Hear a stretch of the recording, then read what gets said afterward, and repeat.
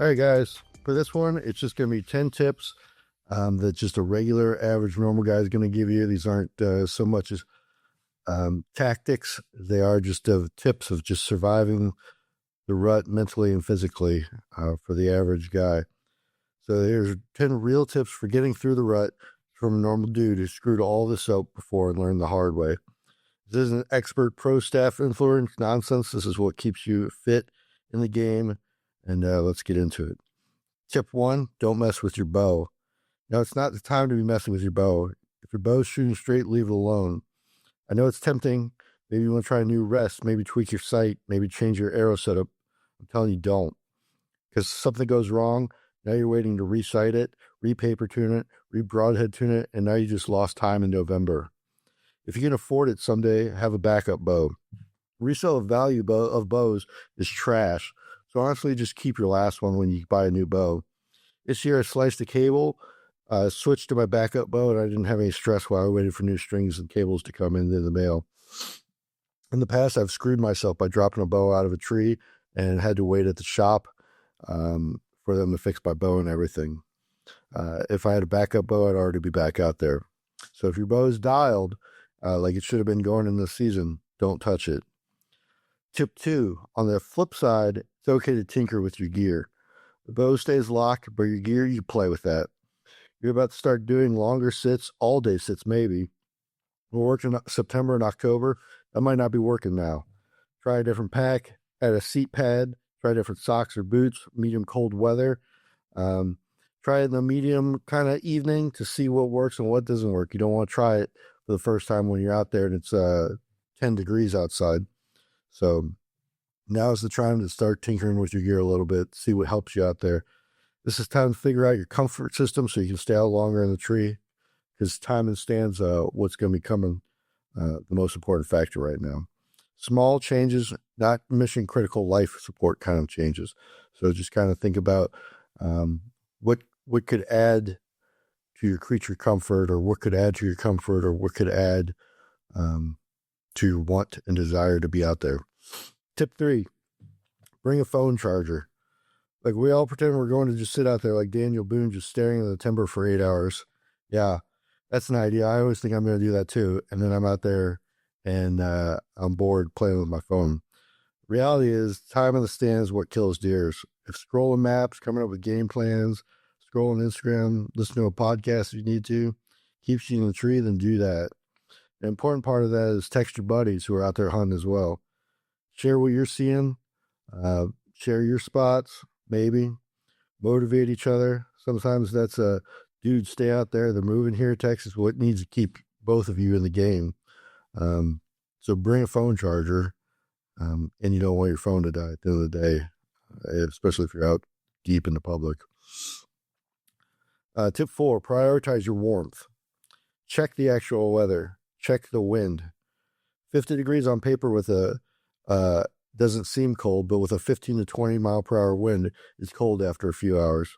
Dress in layers, have base layers, keep hand warmers in your pockets, a muff for your hands if you can. If your feet get cold, your hunt's basically over. Feet and hands, head, but if your feet just get that frozen feeling where you can't thaw them out, it just takes all day. It's just a miserable experience. So pack extra gear if you need to. Pack some socks to put over those, over your boots. It helps with the metal on the stands. Pack those Arctic Shield. These for the boots are kind of loud, but they keep your feet warm. And you can put a hand warmer in there, put a hand warmer on your chest, a couple of hand warmers in a hand muff or in your coat pockets, and that'll help keep you out there. If you get cold, you're going down. You can't kill deer if you're already back at the truck.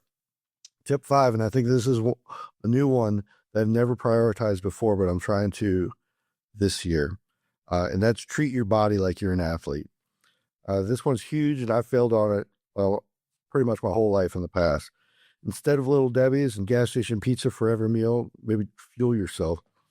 Maybe when you're planning your rutcation, meal prep on Sundays or the day prior, maybe some chicken meals, rice, broccoli, whatever works for you, whatever is going to fuel you for the hunt that isn't just trash. Bring food with you in your pack. Bring water, electrolytes, some black coffee instead of sugary bullshit. The run is a grind. If you eat like trash, you're going to feel like trash.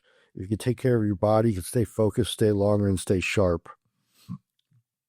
Tip 6, you don't have to sit all day. This isn't your profession. This is for fun. Yes, long sits are great, but if you hate it, don't do it.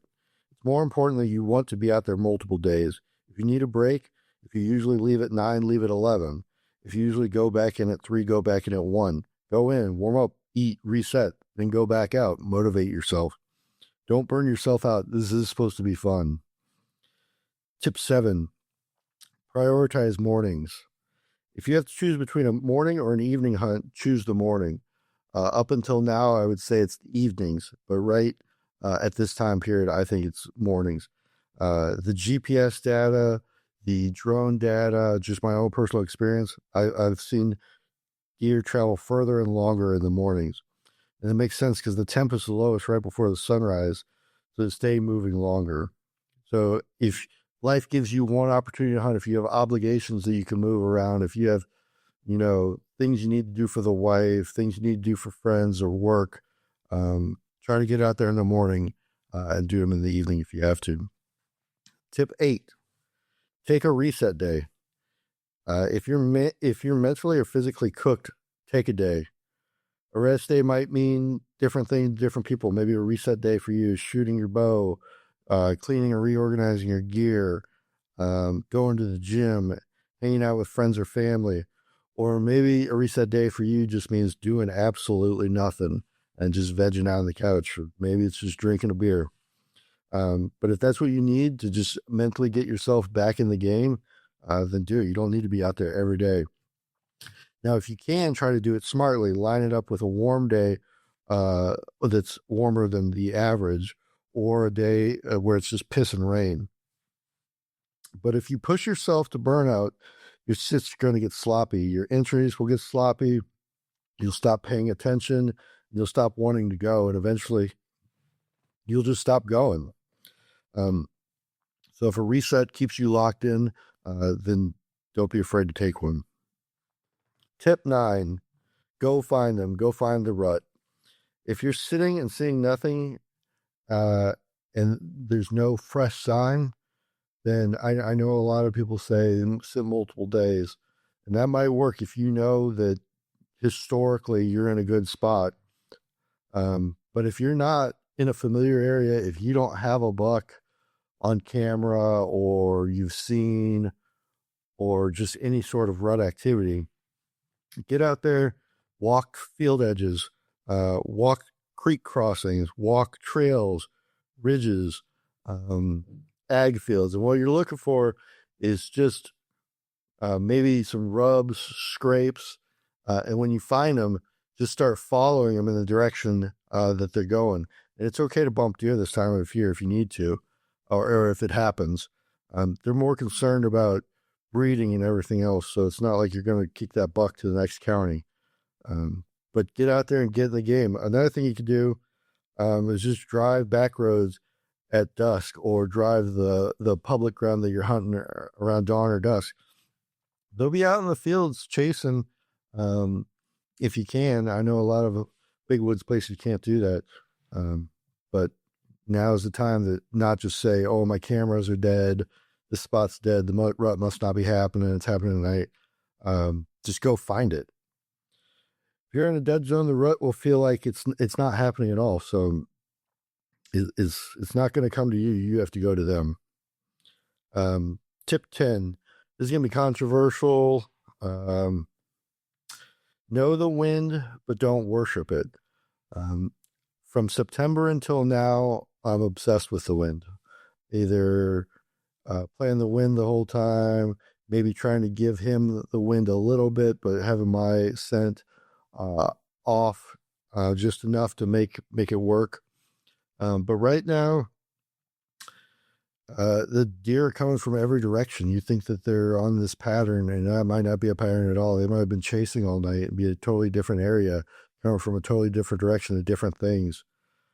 Yes, still be smart, still understand thermals, but you don't have to let the wind paranoia keep you out of your best spots this time of year. You only got 3 weeks to make this happen or do it until we go into kind of late season hunting. Let's be honest, a lot of people, once that Thanksgiving mark falls off, a lot of people really fall off. So, and then take a break, and then hopefully you have some ag or some green food source that you can sit on late season. But right now, get in there, get in the funnels, get in your spots. It's not going to be a pattern like you think. It's going to be a crazy movement. All right. So that's all I got for you. I mean, just get out there, enjoy it. Just take a moment to notice stuff. Notice the sunrises, notice the sunsets, enjoy the quiet, enjoy the chaos of it all, and just getting to experience that kind of stuff that most people don't ever really understand. And it'll be hard, but enjoy the suck because it builds character. You'll remember the times that suck, and that'll be a good story for the rest of your life. But you can't have the glory if you're not willing to do the suck. So get out there, stay in the fight, and just keep mentally focused and keep your head in the game, and make it through the end of the month here, and hopefully come home with a wall hanger.